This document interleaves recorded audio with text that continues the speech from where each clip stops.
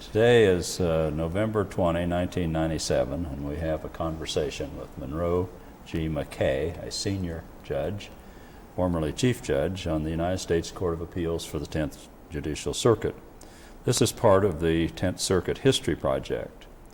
The interviewers are Judges James Logan and Stephanie Seymour of that court, and I'm James Logan, and I will do the principal interviewer, and Judge Seymour will step in anytime that she has thought. This is intended to be essentially a conversation. Good afternoon, Monroe. Good afternoon, Jim. Now, Monroe, we need to know a little bit about you for history's purposes. Start out with date of birth and where you were raised, and tell us just a little bit about your background, your early background. I'll start out with the fact this isn't going to be very good, because to the extent that I might be interesting to anybody, it's because I'm spontaneous, and this is far too structured. That's what I'm here for.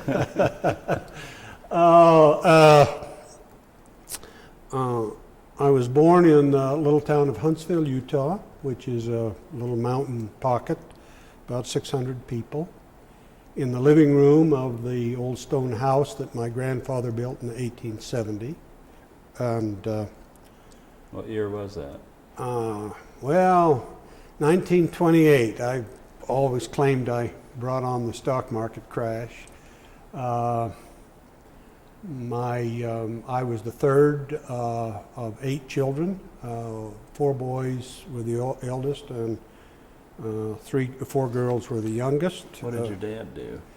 Well, Dad was an unsuccessful farmer. At one time, they'd been very successful people during the early times of the land grant homesteaders, and had large herds of sheep and cattle and farms. And Grandpa died.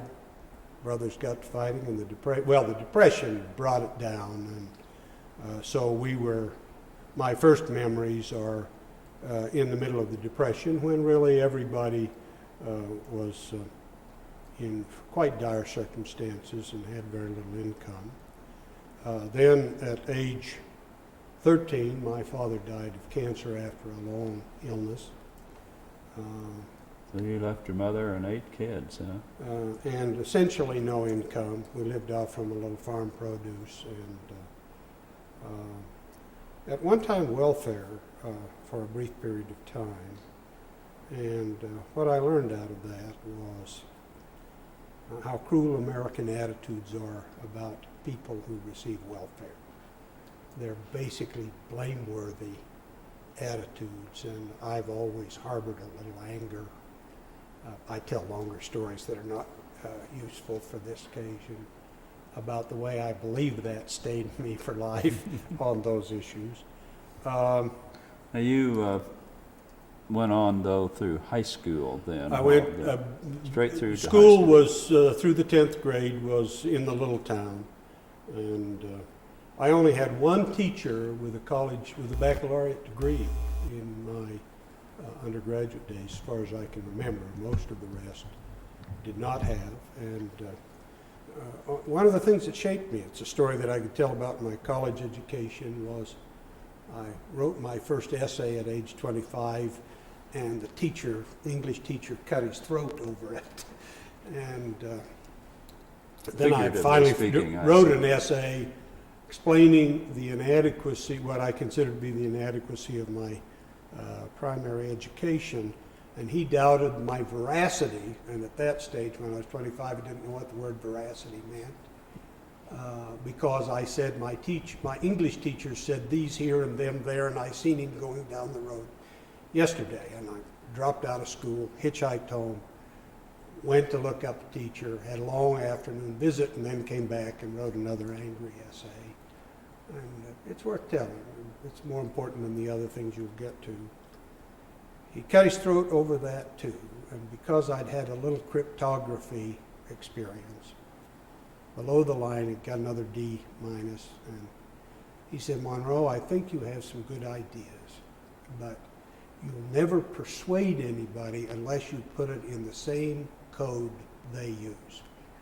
And that was a magic moment for me, because the whole idea of language opened up. And to the extent that I have any facility with language, I think it really dates from the motivation and understanding that flowed from that occasion.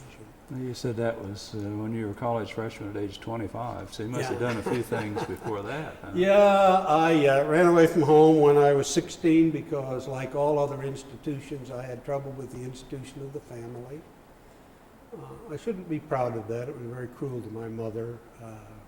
We reconciled, but Is that when fairly you quickly. became a sheep herder? Yes, I went off to become a sheep herder, and then through the spring and summers and falls of 3 years, I spent some time herding sheep. I did some other odd and end jobs. My first paying job was milking cows by hand.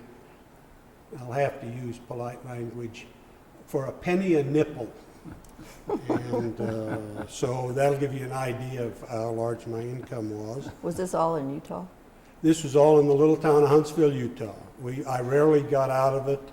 It was a major trip, 13 miles to the nearest city. When This was I after you ran away? You were still in Huntsville? Well, when I ran away, I went to a place called the Lost Creek up on the Weber River for the Barcy Ranch, and I won't fuss you with the details.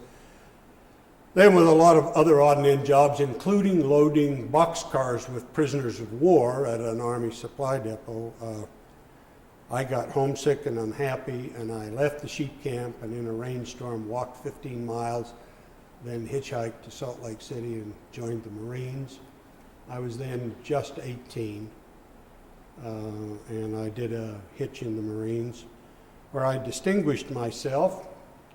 I became a PFC by act of Congress. Congress passed an act that if you've been in long enough, the Marines had to make a PFC. And that coincides with another experience. I think I may be the only person who's such a failure that I've even had my cadaver rejected. We signed up to give our bodies away, and after 2 or 3 years got a letter from the university saying that forget about it, they weren't going to need any. So I've claimed that I became a PFC by act of Congress, and I've had my cadaver rejected. Where were you while you were in the Marines? Where did you serve? I took my basic training in San Diego, and then because I did very well on the mechanical test, I was sent to a mechanics school to learn to repair teletype machines, telephones, cryptographic machines, automatic pilots at a naval training center, and then I was at El Toro, California until the time of my discharge. Mm-hmm. And then after that, you had, 2 years in the Marines, and then you... Yeah, When did you take your a Mormon little mission? less. Did you take your Mormon mission about that time? No, oh no. When I got out of the Marines, I got a job as a teletype mechanic at Hill Air Force Base in Utah. And we were a traveling team that maintained all the communication centers in most of the western states.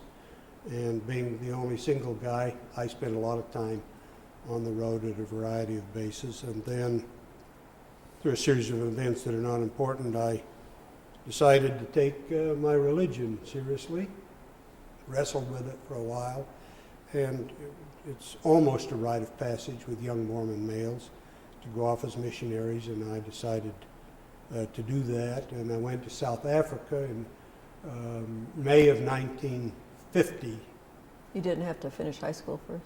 I finished high school. I did, in fact, graduate with all the sheep herding. That was in the summer. I often was out early in the spring and late, but I graduated from high school before I went in the Marines. And then I served in all over South Africa and Zimbabwe for 2.5 years. Then I came back to my mechanics job. Now, a lot of the Mormon missionaries that serve in the United States knock on doors, and did you do that in Africa? You bet. That may be part of where I became so verbal. When you've got to knock on a stranger's door and persuade them to change the most fundamental thing in their life, their religion, you, one, become emotionally tough, and if you're successful, you've got to be pretty good at the art of persuasion. You were in, let me ask a question about South Africa. You were there during the time of apartheid. Oh yeah, I So was there at the beginning. Were you knocking on white white People's doors at that not time. black doors.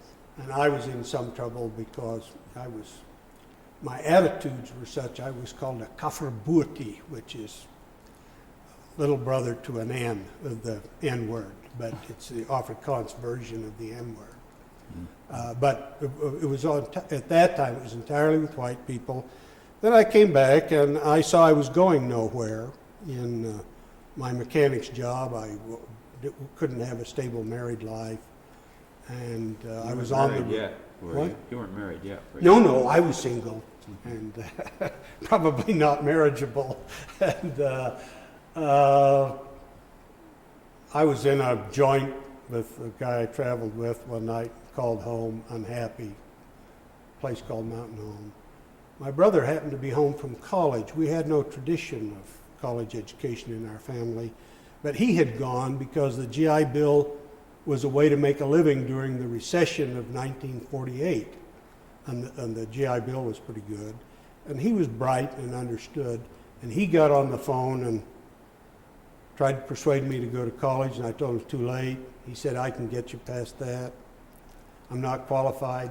BYU has no admission standards.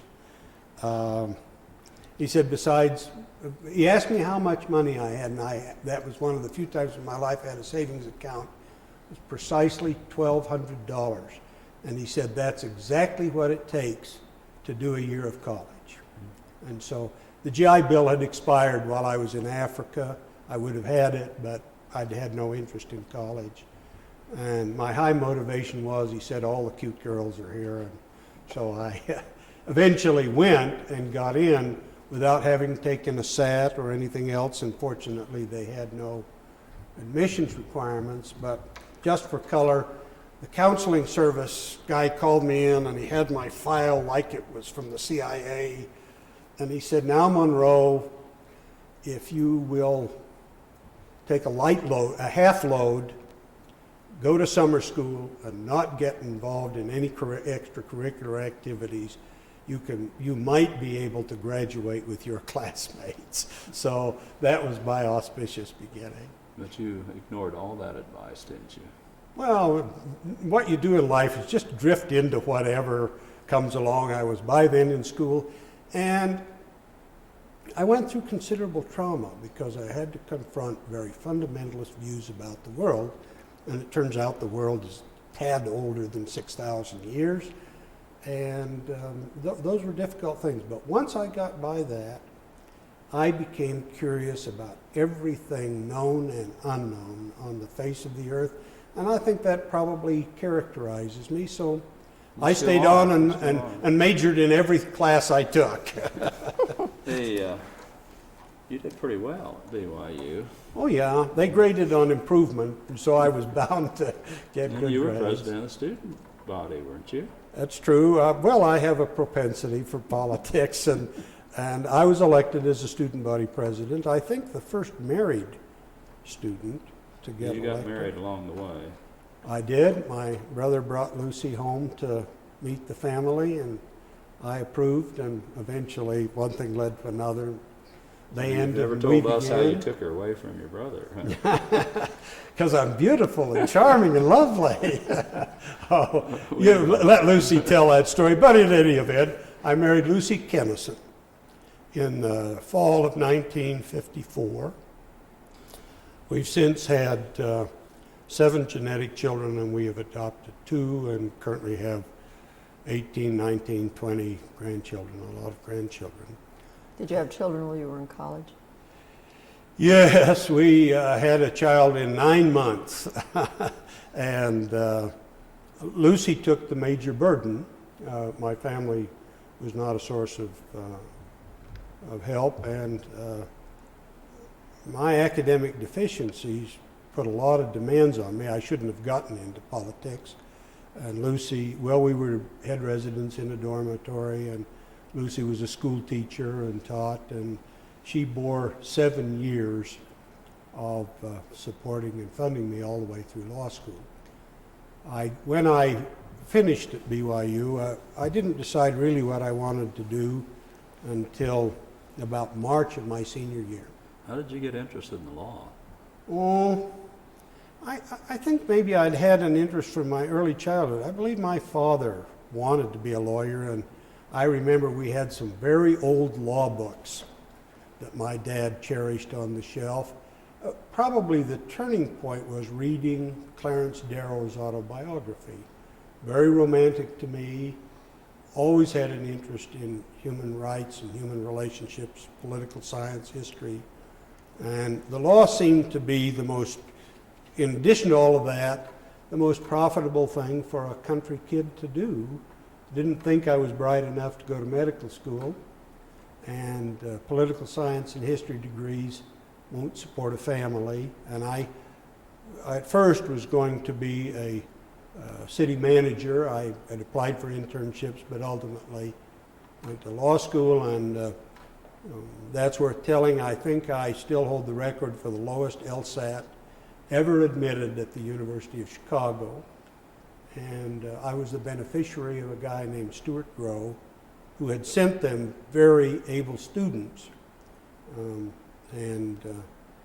He just said to them when they said he's not qualified, because BYU grades had a lot of water in them, you just got to trust me on this one. And so they took me, and I had an LSAT that, well, I won't name the schools, but probably wouldn't even get into a tuition mill. It was very low.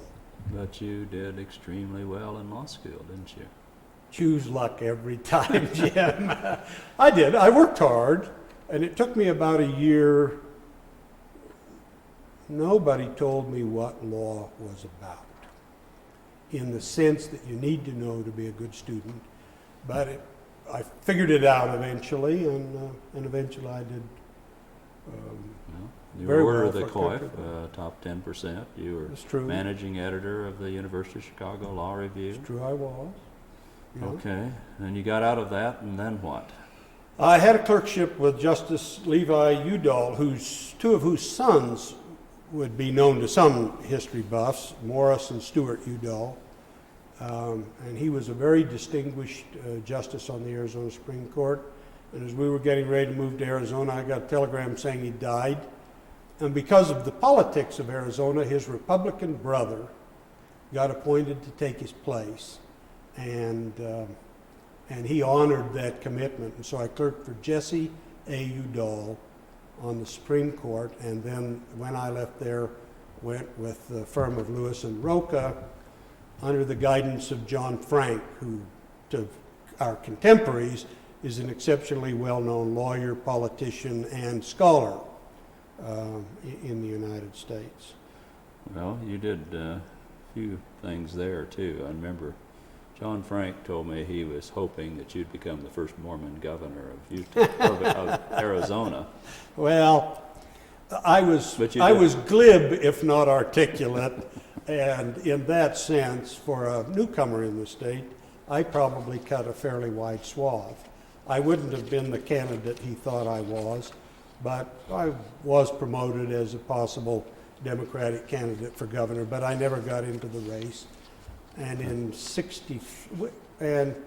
I've always claimed I played some small role in the Miranda case, which came out of our firm at that time, but I suspect that that's the exaggeration of all of us who thought we did some research for John Frank when he wrote the brief in that case. But I was a part of that culture and milieu, and we handled a lot of cases of all kinds, and the firm's philosophy was that a firm wasn't a firm unless it was prepared to represent everybody who had a problem. So even though we made our money out of economic transactions, we had a very large and successful criminal practice, including stop signs, because folks could pay if they were about to lose their license for 2 extra points. So we had a lot of justice court and other trial practice as well as major cases. And you did all of that kind of thing. You didn't. I did a lot of it.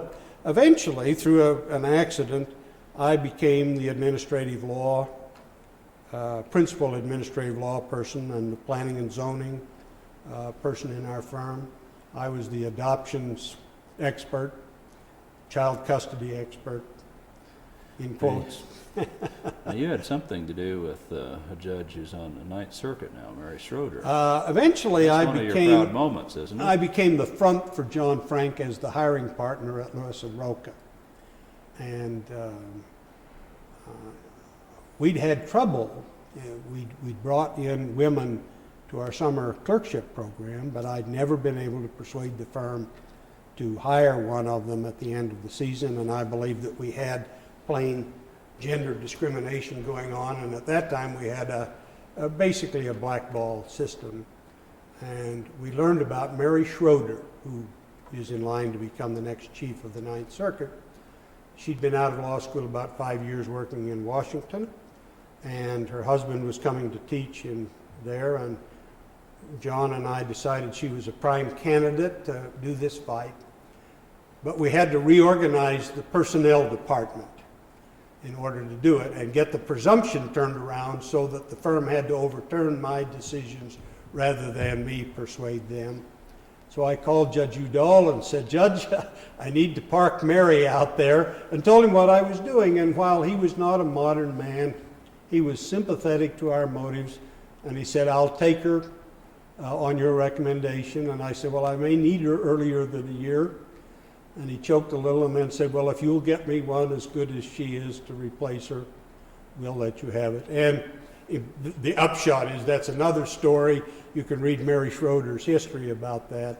She was the first woman hired by any major law firm in Phoenix, Arizona, and shortly we made her a partner, the first woman to become a partner there, even before Justice Sandra Day O'Connor was able to achieve that in Phoenix. Now, you also took a little break from your practice there. Oh, In fact, yeah. I have a quote from, I think, John Frank says, "Monroe, we don't know what it is that caused you to do these things, but it's probably the same reason why we love you." Now, what was he talking about? I won't bore you with the details, but an opportunity to go direct a program in the Peace Corps came up. Lucy and I had 4 kids and a mortgage. What year are we talking about? 1966. And a 10-year-old automobile that wasn't paid for. But you just have to do things when they come along. Not when they're propitious, even when they're wise. I think you just have to do them. And Lucy was very supportive of it, so I quit the practice. And I remember, because I had to make a decision, and John Frank was in Washington. He was my guru, my mentor. And I called him to tell him what I was going to do. And he said, "Monroe, don't do anything. I'm going to cancel and come home." He flew home, took me to lunch, and with all sincerity said, "Monroe, if you can't afford a psychiatrist, I'll pay the bill." And I agreed with him. I was probably insane. But we then went to Malawi, Africa, directed a Peace Corps program involving 200 or 300 volunteers in a mud hut country for 2 years. And our 5th child was born shortly before we came home. And then I came back, and while the firm had no leave of absence policy, I had to quit, which I did. And then a fight erupted over leaves of absence, and while I was gone, they changed the policy and offered me a leave of absence, which I jumped at, and I was made a partner while I was away. And then I remained there till 1974, when Rex Lee was designated to be the founding dean of a law school at Brigham Young University. And Rex and I were friends going back to our freshman days in college, when he was a 17-year-old brilliant student and I was a 25-year-old retard. But we'd been friends, both went to Chicago, and he invited me to join the faculty. He said that at one time, because in the culture we come from, the Mormon church, he couldn't find any others like me. I don't think anybody could find any others like you. In any event, then I taught. My only deal with him, well, we did a list of the pros and cons. And on the con was I was giving up my Arizona constituency so I'd never have a chance to become a judge. So that'll tell you what kind of a prophet I am. The only thing I insisted on was that I would be able to teach constitutional law, which I did, but in the founding days, we all had to do everything. So I taught products liability, civil procedure, property, contracts, constitutional law, planning and zoning, legal writing, oral argument, maybe other things I don't remember now, but those were fun and heady days. And I wasn't there long until an unusual set of events arose where then Chief Judge Lewis, his health was failing him, and he took senior status before people had predicted. And the politics in Utah were unique. They always say to be a federal judge, lightning has to strike. This is a brief of my lightning. The two senators were Republicans. The governor who was chair of the National Governors Society, was a Democrat, but he said publicly on CBS that Jimmy Carter was the dumbest prospect he could think of for governor. And my brother was at that time a powerful member of the Congress. He was on the Appropriations Committee, and Tip O'Neill owed him a lot of favors. And normally the president pays no attention to congressmen, it's just the senators. And Tip O'Neill had breakfast with the president every Monday morning. Gunn reminded Tip that he needed some help. Actually, Gunn in the beginning was not going to do anything to help me, but then when President Carter decided to appoint a screening commission, and it certified me as qualified. Well, you were one of the 5 people picked in Utah to be qualified to be a judge, right? That's right. And, Let me ask you to back up just a second, because President Carter was the first president to set up merit nominating commissions countrywide for the selection of circuit judges, and you were the first one of us to come through that process. Could you talk a little bit about what the process was? Well, there was a commission of, as I remember, about 16, weren't there? 11. 11 people selected from the 6 states in the 10th Circuit, and an older man from Wyoming was the chair. There were a couple of women. There was, I think, only one Hispanic. There were some Republicans and some Democrats on that committee. Probably were. I don't remember their politics. The chair was a Republican ABA representative from Wyoming. Is that the explanation? I think that's right. Anyway, the format was they gave you a list of questions, and you had a specific period of time, and they wanted you to comment on each of those, and then you could say anything else you wanted.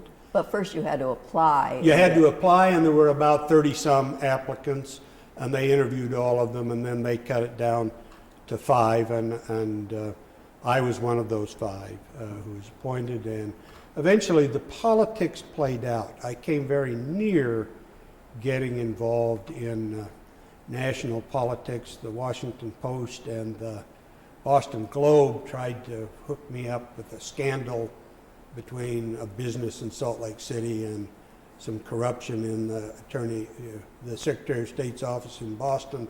But in any event, it eventually shook out, and there was no controversy at the time of my hearings. And I remember the hearings well because of 2 things. There was another judge there the same day I was there, whom I'd never met. I viewed him with some suspicion. He looked very Harvard. Batwing shoes, camel hair coat, button-down collars, but the hearings were quite perfunctory, and the only serious question Judge James K. Logan answered, finessed in my judgment, when Senator East, there was a lawsuit by the judges over salary, and Senator East was very much alarmed about that and asked Judge Logan putative Judge Logan what he thought of that. And he said, well, Senator East, I wouldn't personally have filed that lawsuit. But that was, and we shared a cab. Yes, we did. That's when we really got acquainted, and I think it's fair from our subsequent conversations to say that we viewed each other with considerable suspicion. Well, I remember that cab ride too, because I remember making conversation with you and saying, how many children do you have? And you somewhat startled me by saying 9. And I said, how old was the oldest? And you said, I've got 3 who are age 22. I about fell out of the cab at that stage and found out that 2 of them were adopted. And then you told me you had a 21-month-old who was a catch colt, and I knew I had a unique person in my cab with me. I've since called him a postmenopausal pregnancy. Well, and at this stage, let me interject. I probably won't talk much about living judges, but that became a fast friendship. And it was the first time that the court had had 2 people come on at nearly the same time. I probably should concede on the record that we engaged in some mischief to manipulate my appointment letter to get me in ahead of you so I'd have seniority and become chief judge. And anybody who sees this tape ought contemporaneously to see the tape of the tribute I paid to Judge Logan on the occasion of his portrait hanging, because that tells something about that, what came of that account. But we did become fast friends, and it was only 18 months, I think, later or less, that Judge Seymour came through the same process and was appointed. And we became fast friends, I think, in part because even though I'm much older than Judge Seymour and not much older than Judge Logan, our perspectives come out of the same era. And I tell this because there's an anecdote. I think there was some notion that we conspired together or that we traded votes or did some such a thing. And the number of times we've dissented from one another is always underreported. But we did have a genuine congruence of views on most, at least constitutional, civil rights, and other issues. And while so that it was rare that we disagreed with each other, and we really became very warm and close friends, and at least from my perspective, that's lasted all of these years. And while I feel that I have friendly relationships with everybody on the court, that one became more of a home and home relationship with the 2 of you and our spouses that I've cherished over the years. And the reason it arises, I want to tell one little anecdote. Had to tell you that so I could tell you this. Judge Doyle was one of the great characters of our time and a terribly able judge, a lonely man. And I take some pride in the fact that Judge Logan and I broke with the social tradition about all the judges eating and being together all night. Once every term we came to court to go look up Judge Doyle and go to dinner with him and spend time. He lived alone, he was older, but he'd been a great teacher and a great judge. In fact, he was responsible for, he sort of lost his marriage because of an integration decision he made, the Great Keys case. And a bomb was thrown on the porch of his house. That was when he was a district judge. When he was a district judge before he came to this court.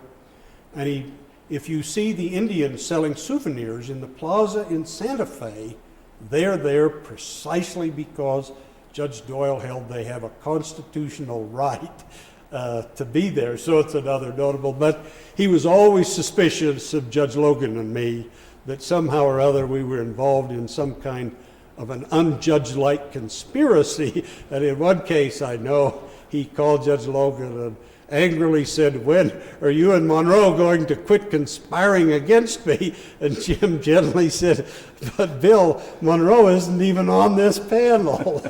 So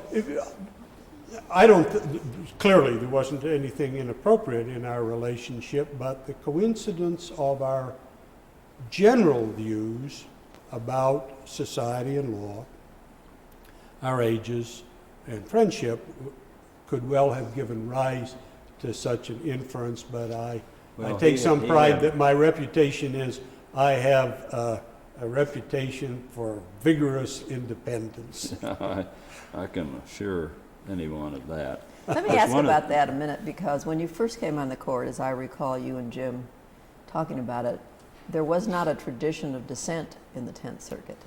And I think you became the first great dissenter that you had. Yeah, a little anecdote about that. Judge Barrett is still alive, but I think I could tell this one. My first dissent was from an opinion of his. I don't remember what the case was. And I remember I wrote the dissent I wanted to, and then I thought, well, I'm a new judge. And I boiled it down. I neutralized it as much as I could, and then I boiled it down again. And I sent it out, and almost as quickly as the mail could have reached Cheyenne, I had a phone call. And Judge Barrett said to me, Monroe, I guess you know we have a tradition on this court that we don't file sharp dissents. I was always grateful that I didn't send out the first draft. Well, But I did file a lot of dissents early on.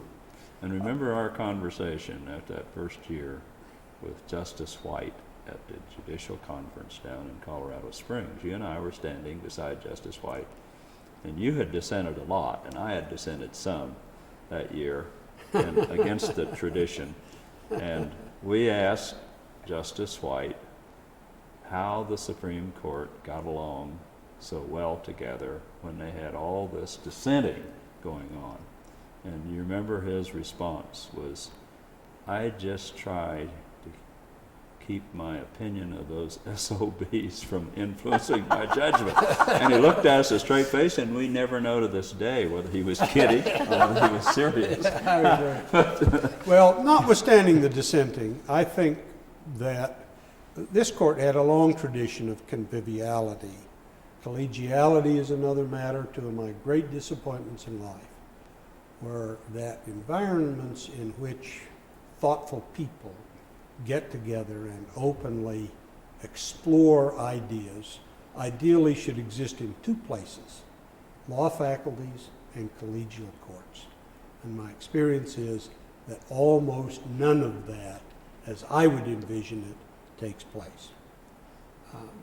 There undoubtedly are justifications for that, but it's been a disappointment to me. On the other hand, in terms of collegiality in the sense that we are convivial, that we try to accommodate one another, that we engage in activities that make for harmonious personal relationships, this court is, in my judgment, distinguished, and I've had quite a bit of experience with the other circuits, in its capacity to do that, although size has diluted that substantially at this moment.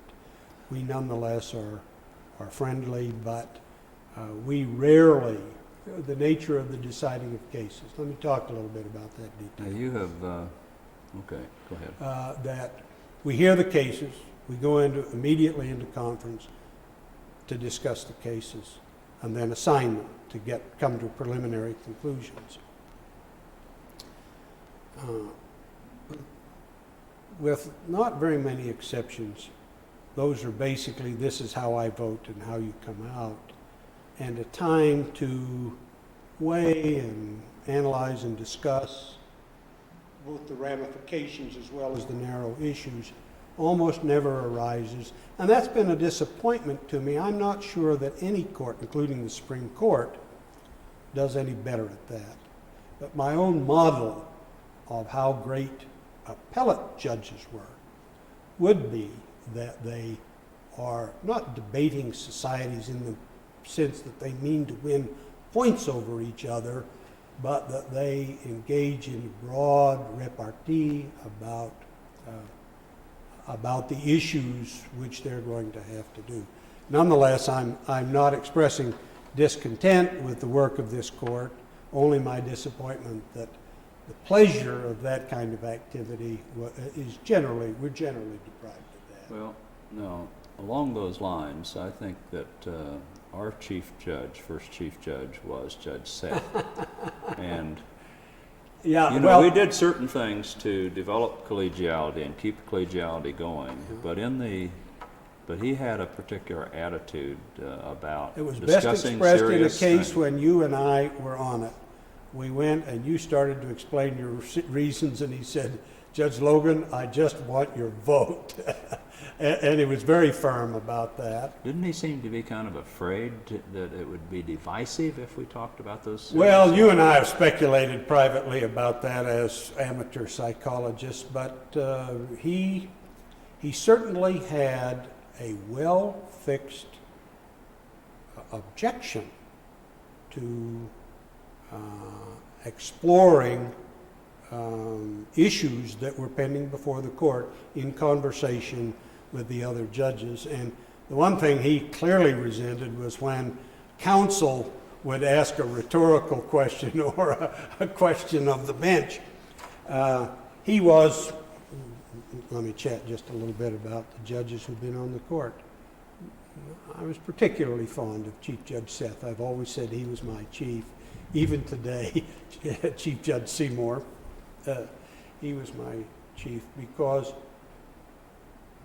with the exception of that particular side of his attitude,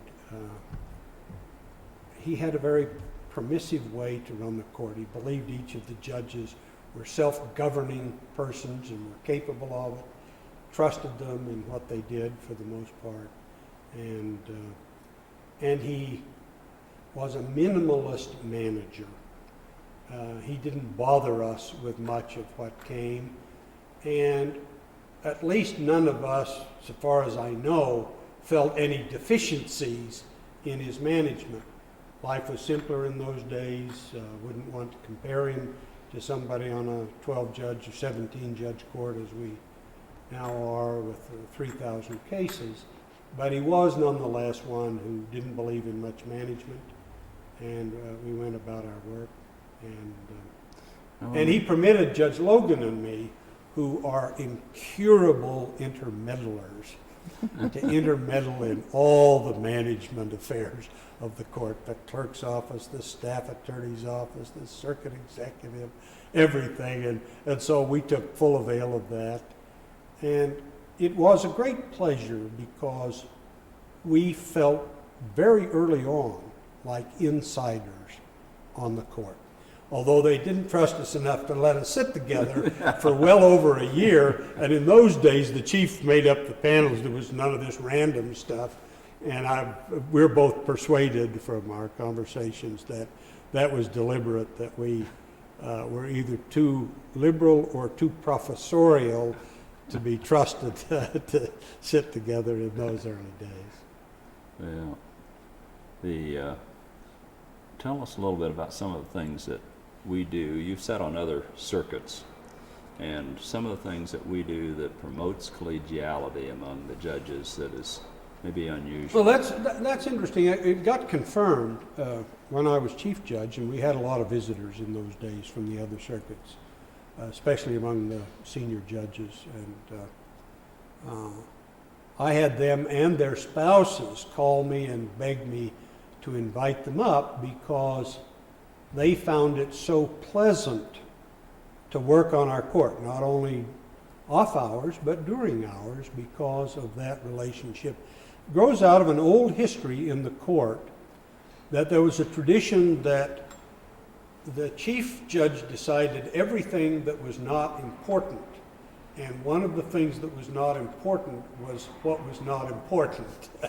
And they always stayed in the same hotel. They always had breakfast together. They always went to the chief's room for cocktails at 5 o'clock. And they always had dinner together. And I don't know that anybody's preserved the Judge Lewis story, so let me preserve it. When he came on, he was the newest judge, and Judge Phillips, Horry Phillips, an austere but distinguished old judge, is a longtime chief, and they stayed in what I think was then called the Adams Hotel. And it had spring-loaded taps, so you couldn't leave the water on while you were shaving, and the bathtubs didn't work. There were a lot of complaints, and Dave complained to all the other judges, including Breitenstein, who joined them in the evening even though he was a resident judge. And so he complained to all of them, and they said, "We feel the same way you do, Dave. Why don't you take that up tonight at the cocktail hour?" So he boldly laid out his bill of particulars. Judge Phillips was quite taken aback, and he said, "I have no idea you felt that way. Is that the way all you fellows feel?" And they all said, "Not me." And Dave never forgave them for abandoning him. But eventually we went to the Brown, and by the time we came on the court, the Brown Palace was there, and that tradition continued. And while it waned a little, you and I broke with it to take Judge Doyle out, but we considered that almost a breach of protocol to do that. And we generally just ate at the Brown, both for breakfast and dinner, and the real break only came when nobody in the days of liberation had the audacity to challenge Judge Seymour, who insisted that we break these stodgy old boy habits.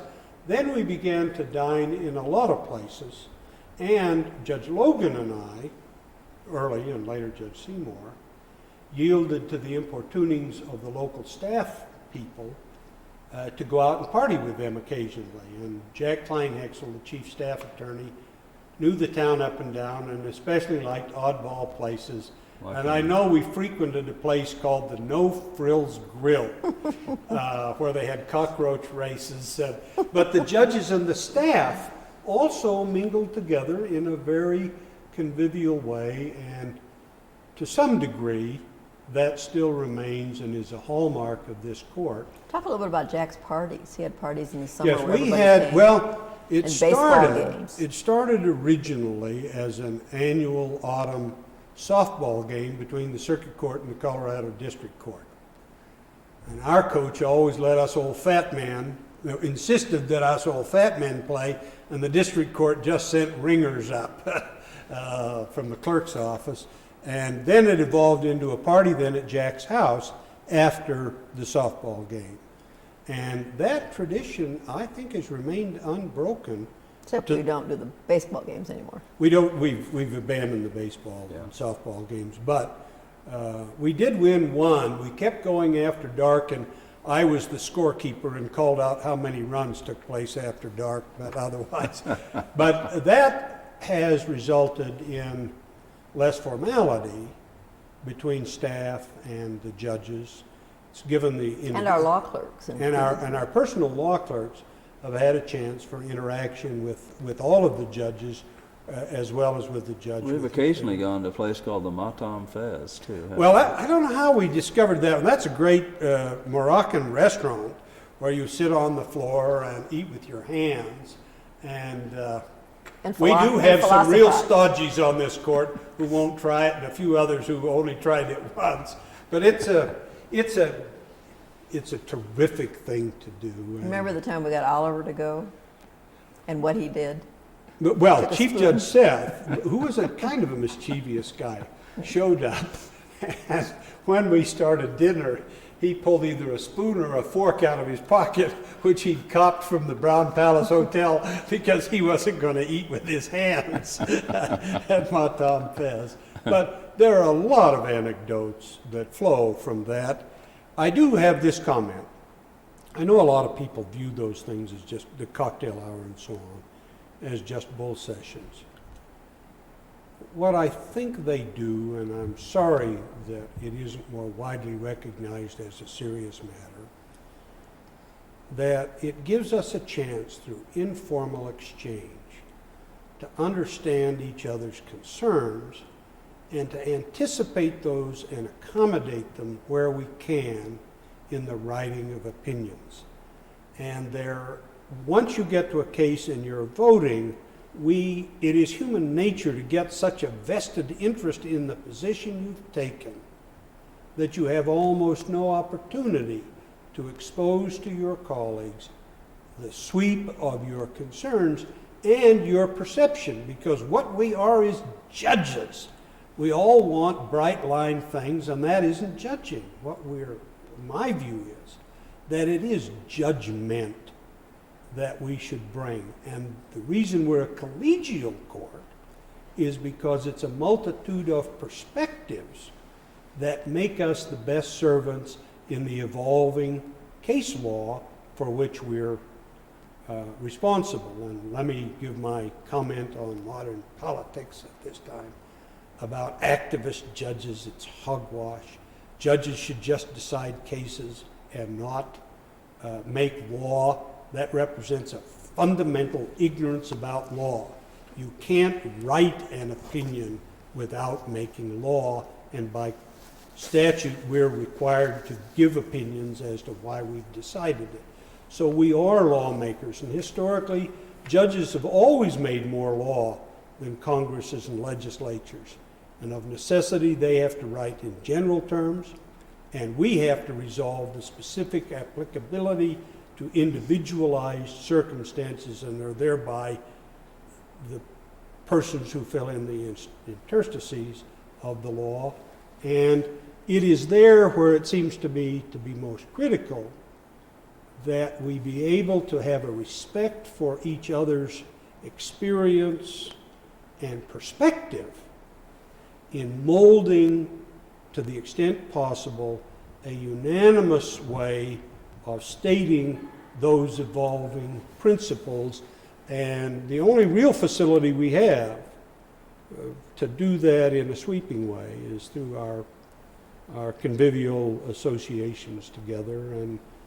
And we do, in my judgment, I've sat on several circuits and have had their judges come and say they all prefer ours to their own, because we do that better than anybody else. Well, one of the differences I think that we have from other circuits is that we all come to one central place each court term, so all the judges are here during all or part of the week, and other circuits don't do this, and we also change judge panels every day. Yeah, that's true. Comment on that a little in the bit. Ninth Circuit, the 6th and the 3rd, with whom I've sat, they all sit with the same panel for a week. And on the 11th, in which I sat, the same thing. And we rotate every day the panels we sit with, so that theoretically, over a period of time, we would sit the same number of times with each judge, and our panels are scrambled by computer. It is no longer subjective.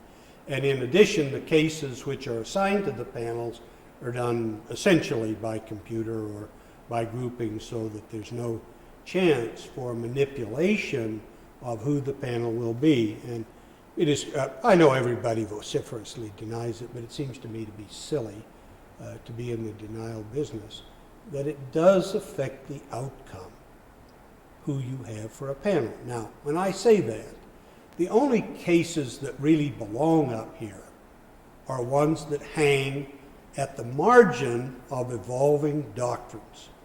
And if it's a case that really raises that, it can legitimately be decided either way.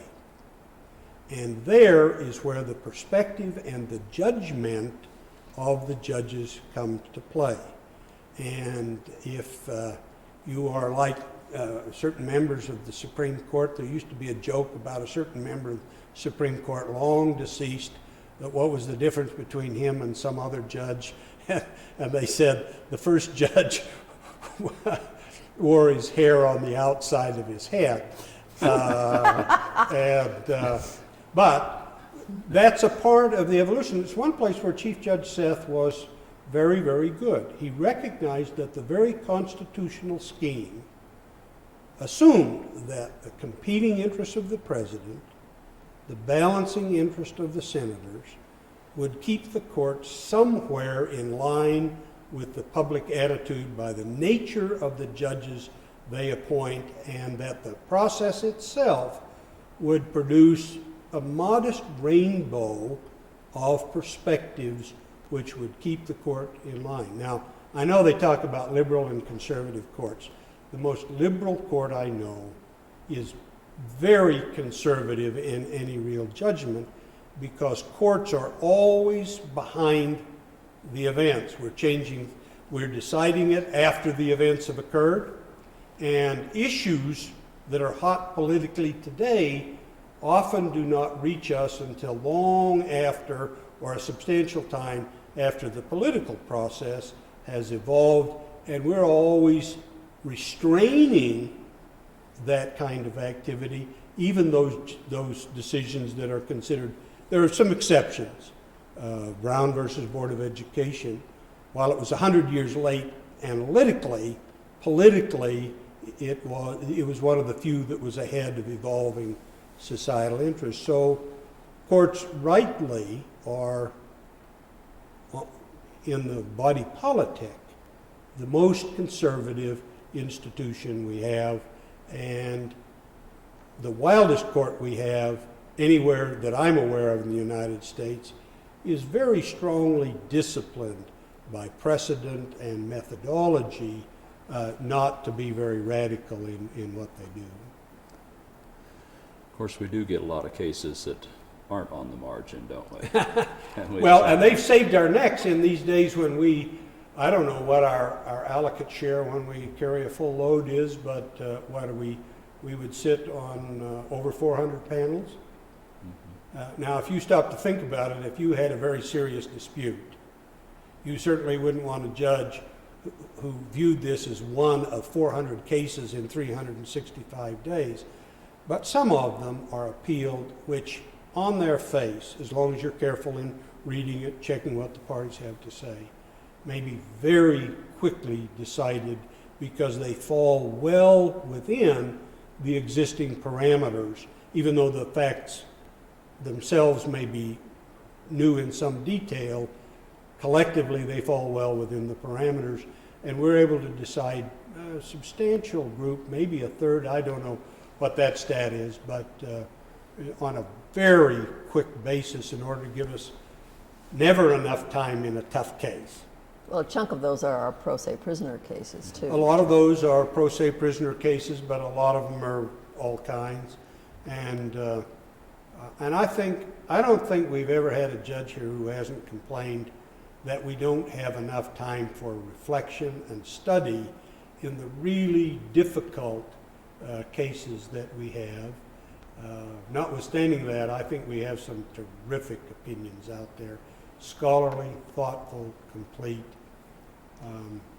Well, I'm going to come back to that in a minute, but I'd like to have you comment a little bit more on some of our deceased colleagues with whom you've had experience. You've talked a little bit about Judge Seth, but there are a couple of incidents or things about him that I remember.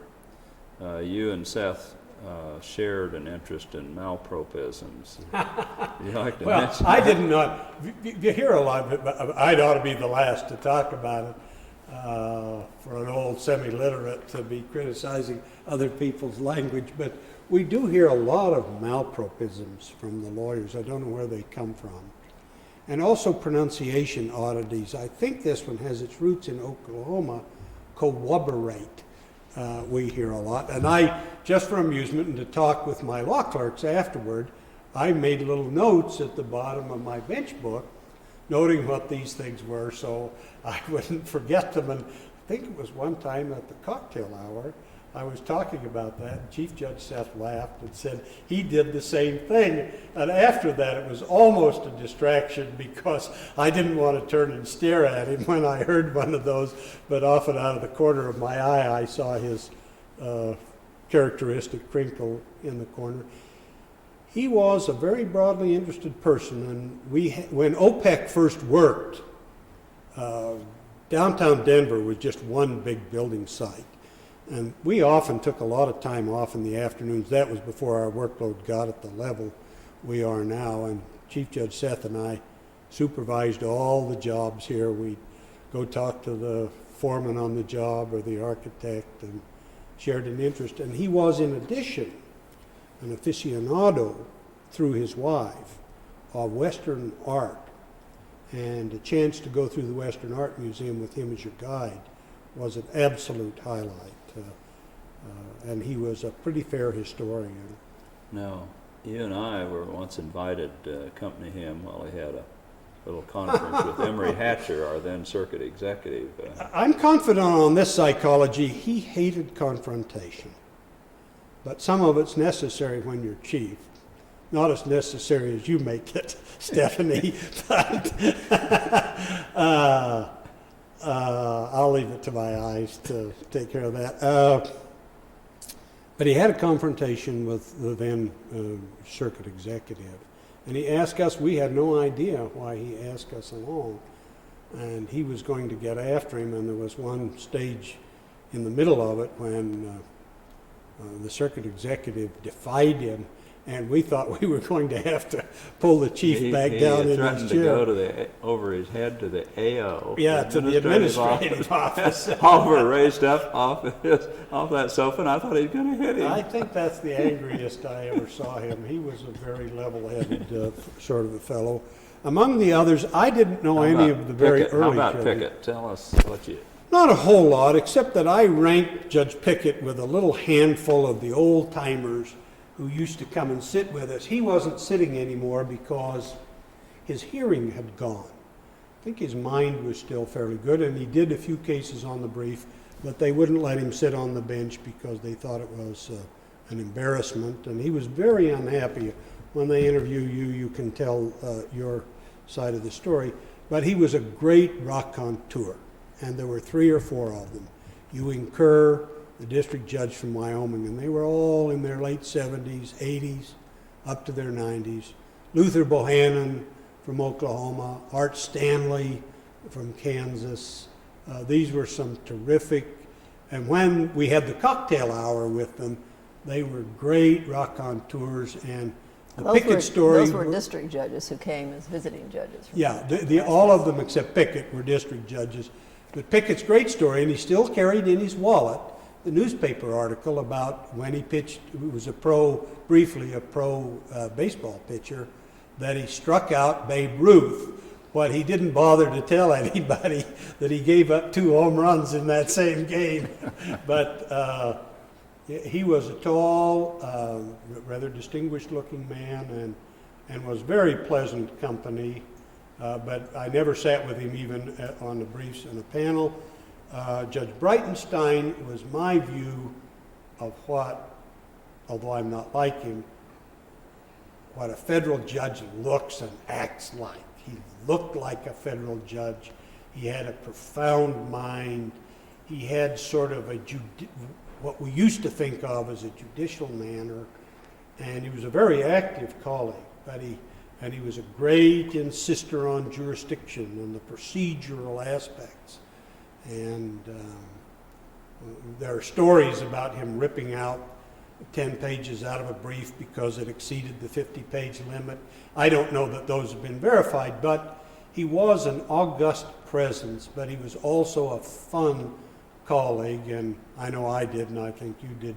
I dropped in on him every time I came, and he was so well respected that the Supreme Court often called on him to be a special master in original jurisdiction cases. And I'd rather talk about that than other things. Twice, 2 little anecdotes. Once he was to adjudicate all the water rights on the whatever river flows through New Mexico. Pecos, is that the Pecos? No, in the Pecos, it's some other system. And another time he was to adjudicate all the fishing rights in the Columbia River Basin. And when he was in both of those, when I came in one time, he said, "Monroe, tell me about least squares." Well, I'd heard the word. It's a terrifically abstract statistical concept. Knowing dang well I didn't know a thing about it. And then that would be his cue to give you anecdotes about his cases. The other one, I came in and he said, "Monroe, what's the difference between an agymous and pentagymous fish?" And I never heard either one. And it turns out that one spawns in fresh water, grows up in salt, and the other's in the inverse order. And but he was, I think, a great model for me of his care, of his thoughtfulness. And what was interesting to me is that he had not grown up in a time of high consciousness about gender issues, race issues, and he had a perfect capacity to understand what people were complaining about, even though it was not a part of his culture or life, and he was disciplined in applying those principles, even though he might not have culturally or socially been personally sympathetic. I don't know that he wasn't, but he did have that great capacity to think of himself as a judge, not as a litigant in the cases. The other one, I knew Buzz Hill generally. I do remember that every time you came to court, you were going to report his demise. He was nursing his ill wife over a long period of time. She died, and sometime after that, he married her nurse. No, it was a woman who lived in the same. Well, whatever it was. And he got a new life. He never came to court before that. Then he started coming to court and to the conferences. And they took dancing lessons, I think. And they began to do square dancing and all those things. So, but I didn't know him as a scholar, as a judge, but certainly enjoyed him as an individual. He quit. He quit. He did some submitted on the briefs cases, but I don't think he. Really We really had no active senior judges when we came on the court. What about Lewis? Tell me. Judge Lewis functioned as a senior judge. He was quite ill, and he came to court maybe only 4 or 5 times after we came to the court. What was his illness? Emphysema, wasn't it? It was acute emphysema, and some related aspect of that he eventually died from. He had opposed my appointment to the court, I learned. Before I came, not as well as after. But I always admired the fact that from the day my nomination was confirmed, he treated me as a colleague. Now, there are times when even his best friends will say that's not very good treatment. He had a kind of a biting sense of humor. But he was a very good judge, and he really cared about the court and its reputation. And one of those things with which I just disagreed with him, it worried him if we got reversed by the Supreme Court. You took it personally, didn't Yeah, you? Even if he wasn't on the panel. And he worked at trying to anticipate what the Supreme Court would do in the future. I almost never do. I just diverged from him in that perspective. But when I had a difficult problem, and we were in the same building, trying to work it through in my mind, I often went down and said, Dave, have you got time? And he was wonderful about taking time and looking at it in terms of my concerns. And once, and I've forgotten what provoked this, but it's a line that I think is very profound, and it's come back to me many, many times. He said, Monroe, sometimes you'll absolutely know how a case is supposed to come out, and it won't right. And it was a clear recognition that intellectual discipline is different verbally from written intellectual discipline. And I found that quite often. And I sometimes am in conference absolutely adamant and go home and come out just the opposite way once I'm trying to look in detail at the cases and to write it down. Now, you have talked a little bit about Judge Doyle. Is there anything else you'd like to add about He was an Irishman to the core, and at one time he had been a very heavy drinker, although he didn't drink anymore, or if at all, just a glass of wine occasionally when we were on the court.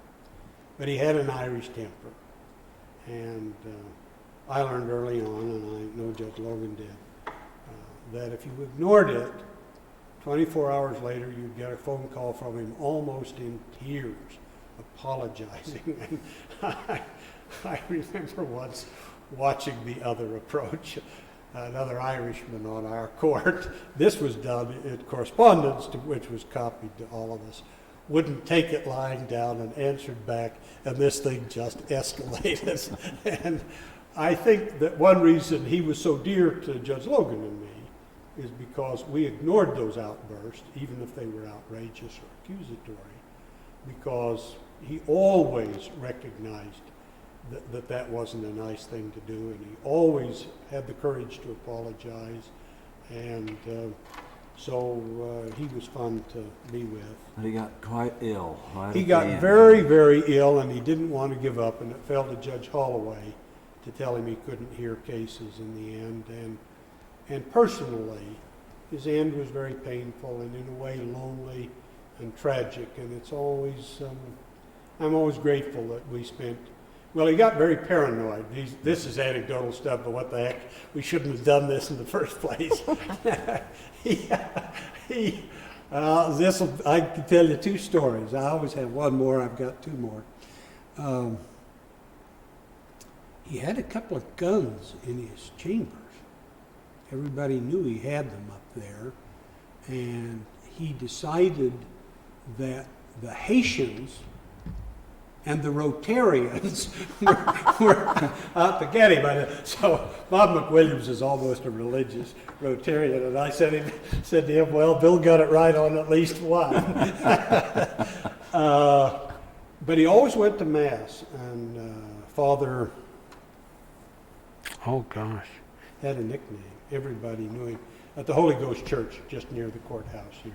Always went to Mass, and while he was out, they arranged for the marshals to go up and get his guns. It turned out they were unloaded, but I remember that because when we'd go back to his apartment with him on our term excursions, it would take us a half an hour to get in because he had these rows of bolts and locks, keychains like a janitor there. That leads me to one about McWilliams. I dissented so much, and I was never quite sure about my relationship with him. He's more formal. He's certainly not loquacious like I am. Often had a little humor that had a barb in it when it was aimed at me. And those were in the days before the law evolved to where it made sense and I had to dissent. And I filed, I think, in my first 2 years, 25 dissents each year. I got so much flack over it, I had one of my clerks look it up. And in the 2 previous years, the entire court had filed a total of 8 separate opinions. So my reputation was well deserved. But we had 6 cases got embanked at the same time. And I'd been a dissenter in 2 of them.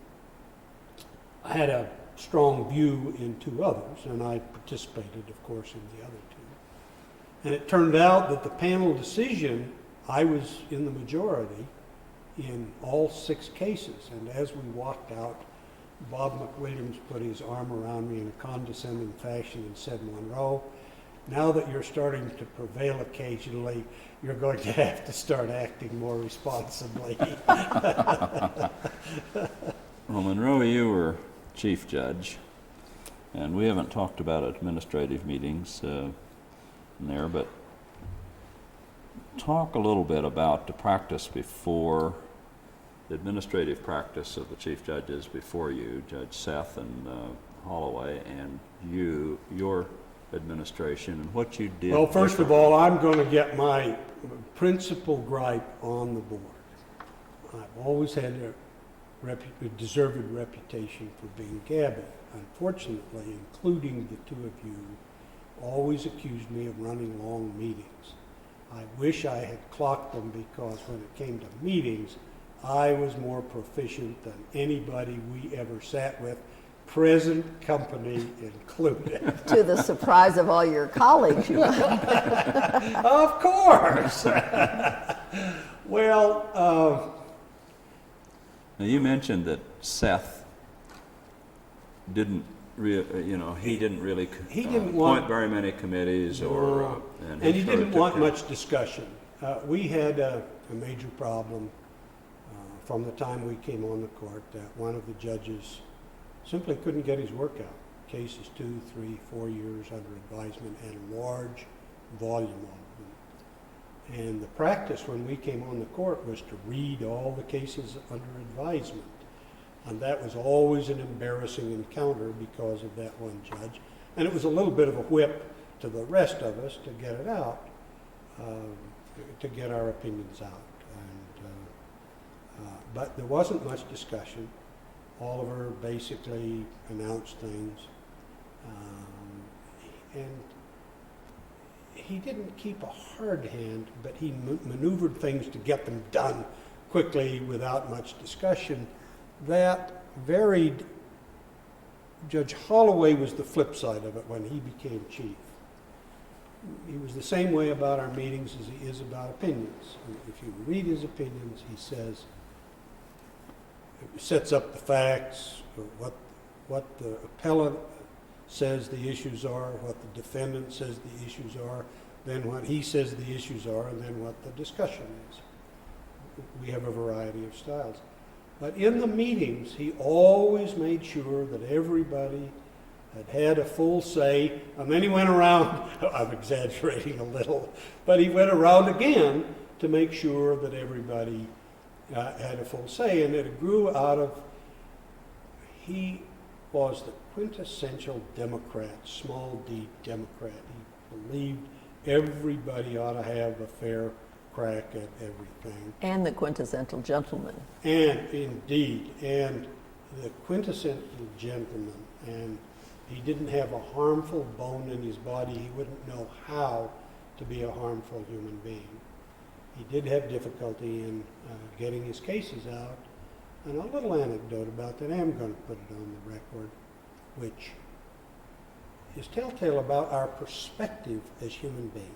One night at the cocktail hour, just to make talk, Oliver Seth would always steer conversations away from any serious conversation, whether it involved the court or social events. I think he genuinely believed it would result in hostilities and contentions, but it was so patent that we often talked about that. Jim Logan said, "Which do you find more stressful, being a lawyer or a judge?" And we all thought it was quite amusing. Zita Weinshank of the district court was there that night, I remember. Jim Breitenstein. Breitenstein was there. And we then finally answered out loud, "My gosh, lawyering is the one." We looked over, and Judge Holloway was practically hyperventilating. He was incredulous. He couldn't believe that we would say that. Now, my own pop psychological analysis, this is important for the historical record, is that as a lawyer, his position was given to him. And so he never had the stress of having to decide where he was going. But as a judge, because he had such a bright mind, he could see merit in every argument that wasn't totally frivolous that was made, and having to choose to give judgment about important affairs, whether it was criminal or civil, was torturous to him. And my own guess is that explained why this very bright, very able person, and that little anecdote, that's why I count the cocktail hour quite important, because it gave me an insight and produced more patience in me about what was happening. What new reforms, or I wouldn't call them reforms, or new procedures did you put up? I think you had a sort of a cabinet system, for example, the way you handled the heads of your different departments. Well, I did. I, in fact, reorganized the staff so that each term I met with what I believe were then 5 staff members: the circuit executive, chief staff attorney, the clerk of the court, the librarian, and I think the settlement. No, did that come along after my time? No, that was there. David. I think those 5 persons. I don't know that that was a reform. It was a different way of doing things. And the one thing, I don't think we had written agendas before I became chief for our administrative meeting. I don't remember. You did agenda books. You were the first one to do that. And it facilitated my surprising my colleagues about the length of the meetings, because there were certain things you could pass over. I didn't believe in the like my church, where they have an announcement sheet and then the bishop stands up and gives them all orally. There weren't any reforms. Well, you did one thing that no one ever did. I put a lot of stuff in the garbage can, because I am profoundly persuaded to this day, my friends notwithstanding, that we over-administer what we do. And but you did one thing no one has done, and that is you visited every judge in the well, circuit. Tell us sure, a little bit about I'm that. just a dilettante, Jim. But I determined early, well, he's now deceased. Let me tell you, every time we were at a social event and Judge Juan Burciaga had a few too many, he wanted to punch me out, and I've heard that he wanted to punch you out too over our decisions. The issue he always picked on was that it was none of our business to decide the facts, and he was persuaded that you and I always decided facts. But there were other kinds of things, and I am persuaded, and it's one of the issues I take today, it'll be resolved against me, that there is no substitute for the nuances of face-to-face encounter. And so I set out to go to every chamber, district and circuit, and I did a sort of a group thing with the bankruptcy and magistrate judges because I couldn't get it done. Put myself on a plane, and I said, I want a minimum of 1 hour, and it's your time. It's not my time, it's your time. And I remember Judge Seymour saying, we see each other all the time, we're friends. And what was interesting about that, and I don't know if I've ever shared this with you, Stephanie, is that I said, no, we're going to go through the ritual. And you talked to me about things in a serious way, and things that I think in our social and other contexts, it was just a different relationship between us when we were there. And but I did, and it became fairly notorious. But let me tell you why I think, that, at least for me, it made a difference. Judge Burciaga was just like this when I came into his chambers. Wanted to know what I was there for, and what was I going to do. And I said, just what I told you. I'm here to hear what your problems are. Can we help you? Are we doing things we shouldn't do? I just, myself, trust the judges that if they believe you're a friend, to work together to solve problems if you'll just take time. And when he realized he believed me, he said, just a minute, and he called the other judges, and I said, I'm going to visit with them. But there was an issue about a backlog, and so he brought them all in. And we wound up sending Judge Baldock and Judge Kelly over to sit as district judges to help them out. And a long time later, I heard him saying all the wonderful things I had done for him. And it was interesting to me because I'm persuaded I never did anything for him, but the perception altered things tremendously in what we did. And for me personally, I probably should write a history of what my observations are, but I won't. I'm too lazy. It was terrific to sit down with the judges. And I want to tell you about one more anecdote about that. Judge Franklin, wasn't that the black bankruptcy judge out in Kansas? Ben Franklin. We went to his club for lunch. I'm not a club person. I never was part of the establishment, at least not the male establishment. And he said, well, what are you here to get after me for? And I said, well, like I told you before, I'm not here to get after you for anything. I want to know what you got on your mind. What do you want? And he had assumed I was getting after him. He had pre-prepared. He pulled a list out of his pocket of about 20 or 30 items. I've forgotten. And he read through all of them. And I said, okay, have you got any problem with those? And he said, no. And I said, well, neither have I. But there was, that's one of those unmeasurable things, and this is just my own perception, that if I contributed to anything, there had historically been a pretty strong tension between the district and circuit judges. Even though on the face of it they tended to be friendly with each other, there was very serious hostility, sometimes personally, towards the circuit judges. And I think I made a contribution to lowering the level of that. And I suspect that still remains.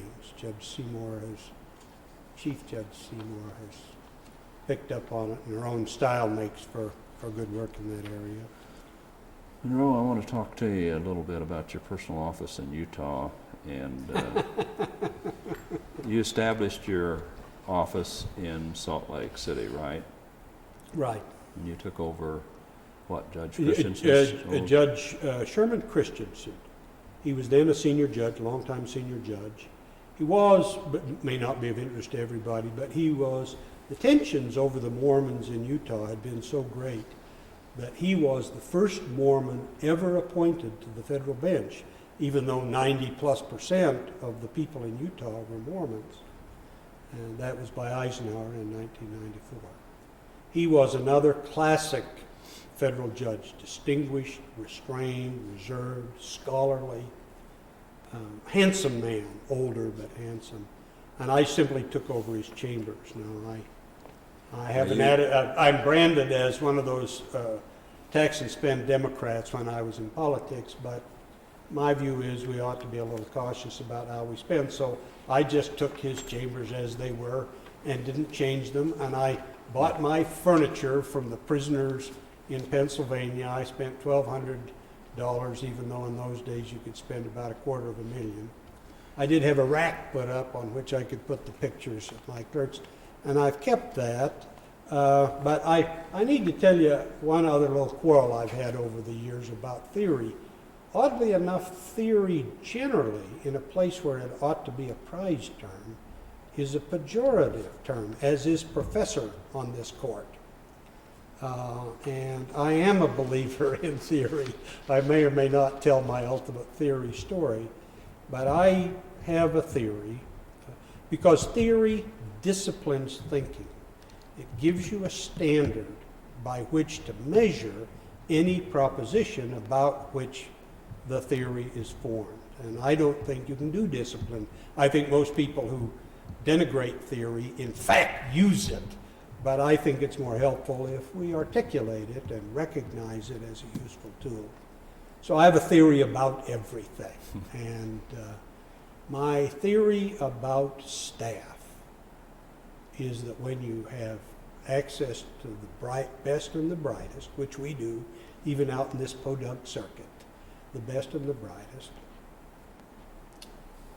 that if you really treat them like adults, you'll get more out of them than you will by rules. So I have no rules. I have no dress code. I have no hours code. I have no leave code. I have no rules. Now, it takes them a while to believe. There are a lot of questions I don't ask. I don't ask gender questions. I don't care about whether their family were lawyers. I don't even care if they want to practice law. And my interviews are a little unusual because most of them don't think they're interviewed. But I have a couple of questions I ask for two purposes. To see if what they wrote, they went to the bottom of it and understood it. So I ask them about their written stuff to see if they really understood it. And the other is I ask them a question I'm certain they won't have any preformed ideas about, to see whether they shrink or whether they grab at it. And if they grab at it, that's a very heavy sign that they're going to love the internal mental combat of wrestling with difficult things, and that I can then encounter them in such ways as I need to get that conformed to the work that we need to have out of my chambers. So it's not uncommon for my clerks to come bursting through the door and say, "Judge, are you out of your mind?" And I've had, and the other thing is, I am persuaded, and this is just a subjective thing from one side because I don't know the comparative issue. Well, I have some hints of what happens. That on that basis, they are less likely to use a confidence gained from me to do me harm than if they were operating by rule and that kind of loyalty. And I do know, it's not very flattering, but every spring when we're looking at new clerks, I can see them saying to each other, "There isn't anybody here who can protect that old coot from himself. It's too bad we're leaving." Of course, but I do have their loyalty, I think, pretty much. And I have a very eclectic chamber, all the way from the Maine, University of Maine, Arkansas, Harvard, Yale, Stanford. And of course you do a few unusual things. Didn't you butcher a sheep a couple times? Well, early on, our family has an annual reunion, and we're old sheep people, and unlike most Americans, we're mutton eaters. The reason for that is you can't afford to kill a prime lamb. It has a market value. So you kill an old sheep who's losing its teeth, but it's tradition in our family. And I always slaughtered the mutton for the family reunion, and I used to have my clerks go down with me to watch the slaughter, and they were horrified at the idea and demanded to know why, and I give the same answer to people who were horrified at the story that I gave them to them. The reason I invited them is because what's lacking in our generation is that we do not understand the consequence of our appetites. Now, eventually, out of pure chauvinism, when I had women clerks, I quit having them do that. But and we do go up to the old family home for little celebrations, and it's a nice experience. I don't make a religion out of making my clerks my family. I let their interest in ties to me govern the relationship. And those that want me on their panels, who still live in the circuit, tend to divorce themselves from anything except formal occasions, so that after a couple of years I can sit on their cases. But among the things that I cherish as a judge, the personal relationship that I have with the judges themselves, the friendships we have, then the clerks. Obviously, my family and other things are measured in their own category. And then the intellectual life of the court. It's such a pleasure to recognize that even in a frivolous case, there's something to learn about parties and the system, and to always have your mind trying to cope with things you're not familiar with. And that's made the court a delicious place for me to be. Have you written any particular case you think is sort of shattering importance? Oh no. Oddly enough, one of the cases I'm proudest of came to naught. It was a dissent I wrote. I believe both of you joined me in that en banc dissent, having to do with the Rocky Flats situation. And like most fights, it comes up through a surrogate. The real fight is over atomic energy in a suburban area in Denver, Colorado. But the issue is trespass on the part of the protesters who were out there doing it. The narrow issue was whether they should have held an administrative hearing to establish the right to exclude people from the federal land from where they found them to be trespassing. Now, recognize that doctrinally, the case was a run-of-the-mill administrative law case. But what underlay it was what I said, I think, in my opinion, that if this had gone to administrative proceeding, that's what Congress contemplated, to air the issues that underlie this protest. And instead, we lock people up and we avoid the difficulty. Now, I was proud of it then, I'm proud of it now, but the confirmation came about 3 or 4 years later, when the FBI raided the place and the scandal of the exposures then became public matters that could have probably been aired in the administrative procedure. But I don't think I ever wrote a memorable case. Well, how about your Fourth Amendment case on the heat? Well, I think it will come to naught. We're so hysterical about drugs and have taken what I can, it's not our decision to make, but what I think is a counterproductive attitude about remedies to the drug problem, that I don't think anything will come of it. But it is a major opinion dealing with whether or not privacy will remain as a viable protected concept in an electronic age in which old notions of walls and preserving things are there. And it goes back to the notion of theory. And my quarrel with the court was that even though this is not a very egregious case, to decide it you have to set a measuring standard. And the critical measuring standard in that case is whether a passive activity, that is, that doesn't actually go into the house, but which nonetheless can replicate potentially on a computer screen every activity in that house. These were heat sensors, weren't These they? are heat sensors. And the sophistication that's coming in that area is extraordinary. That it seems to me that when you decide that early case, where it was a bay-horse case, there was no trouble about what was going in, and it was a fairly gross measurement, but you have to have a doctrinal basis on which to bottom the decision as to whether this is an invasion of privacy at all.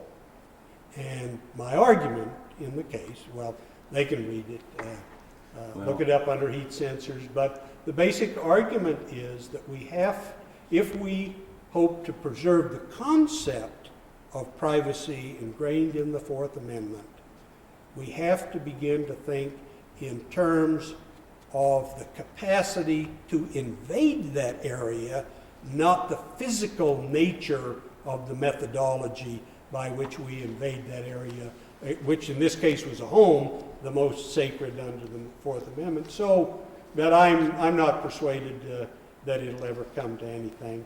Well, Monroe, we're going to have to wind this up. You ought to be grateful Ask for the that. last question. How would you like to be remembered as a judge? You have Probably what I'd have on my headstone. I don't care what they think of me. I just want them to know I was here. Well, I hope that I'm not sure that history will even care about us, or certainly about me.